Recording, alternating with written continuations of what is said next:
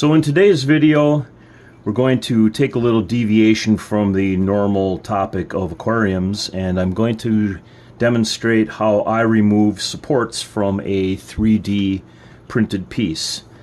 I've been doing a lot of 3D printing lately. There's a lot of things that you can do that you can use a 3D printed item for aquarium use, so just thought I'd share this. This is a commissioned piece. This is Lilu from the movie Fifth Element, and this is a separate head that I've printed. This is a full figure right here. It's already cleaned up, but I'm going to go ahead and show you how I go about removing the support.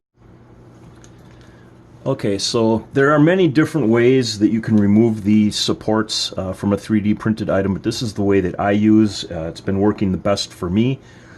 So what you'll need is what is called a gate cutters. It's very similar to a wire cutter, but it's a lot sharper, and they also come in different sizes. Here's a little bit smaller one, but this is my go-to item right here. These are really sharp and work really well with removing these supports from a 3D printed item. So the first thing that I do is I remove the adhesion brim off of it. So in this situation, I'm going to cut it, and then I just kind of like grab it and just kind of like break the pieces off. Go all the way around.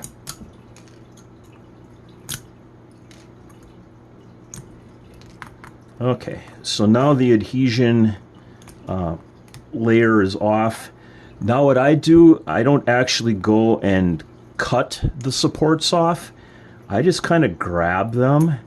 I just slowly peel away at it. You got to kind of work real little bit at a time, but slowly you'll be pulling layers off of the print, the support layers.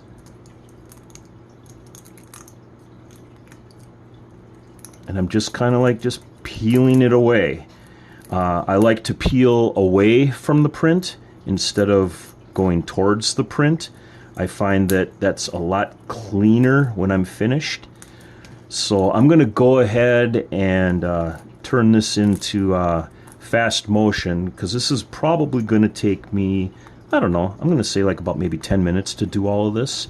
So we'll go ahead and do that, and then I'll talk with you in just a few.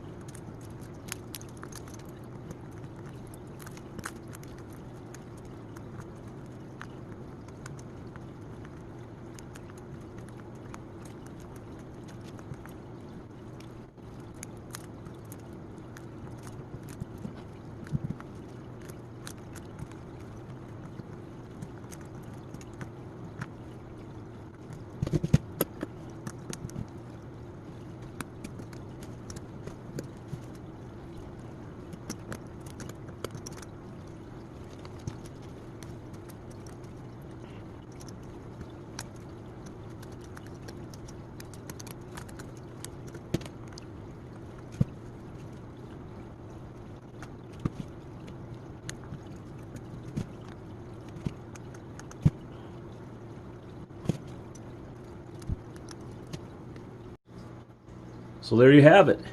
Gonna still need a little bit of cleanup work, but for the most part, all the supports have been removed. You'll notice midway through I did use a dental pick. These come in really handy to get into areas where you cannot get the gate cutters in. So in that situation, that's when I grab out the dental picks and start just picking away at things. So as you can see, there's no damage whatsoever to the print. And the next step after this is to prime and paint and assemble the piece. So I hope you enjoyed this video. If you liked it, make sure that you give the old thumbs up. And if you haven't done so already, please subscribe to the channel and hit that notification bell so that you get notified for future videos. So until next time, happy 3D printing.